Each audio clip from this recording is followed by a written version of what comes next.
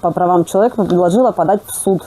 Они предоставили мне адвоката. Ну, суть поведения администрации города какая была? Получается, вы подали в суд, выиграли, правильно я понимаю? Угу. А они потом взяли апелляцию. Да. Но они не хотят выдавать мне трехкомнатную квартиру, они хотят квадраты до квадрата мне предоставить только. Но так как Верховный суд им отказал, выдали постановление. В законную силу он вступил 31 марта.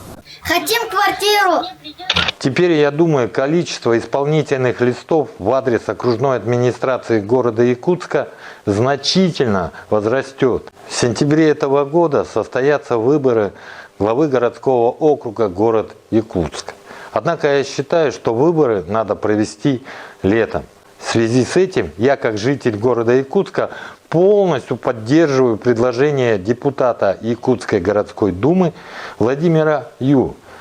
Хотел бы остановиться на том моменте, что указ об начале проведения отбора кандидатов на должность главы города Якутска начинается только за 60 дней до истечения срока полномочий главы. Раз федеральный закон 67-й у нас разрешил оставаться в должности до сентября, ну оттуда мы снимаем 60 дней, это получается август-июль, да? Середина июля только начнется процесс.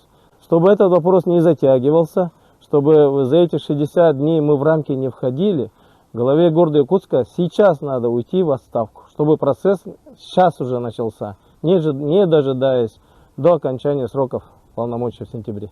То есть, если он сейчас уйдет? Если он сейчас уйдет в отставку, то процедура отбора начинается немедленно практически. То есть мы не будем дожидаться сентября. Мы уже через примерно 60 дней уже будем иметь своего нового главу. Подготовка к отопительному сезону, она очень трудоемкая и кропотливая. Если мы будем заниматься хайпом и политиком, что-то там ждать сентября, я боюсь, что мы к зиме не успеем подготовиться. Я вам предлагаю уйти добровольно в отставку, чтобы начался процесс конкурса отбора кандидатов на пост главы. И данный товарищ уже немедленно приступил к подготовке к отопительному сезону. Предполагаю, что досрочные выборы позволят ускорить исполнение судебных решений, поскольку новому главе городского округа город Якутск придется заняться их выполнением.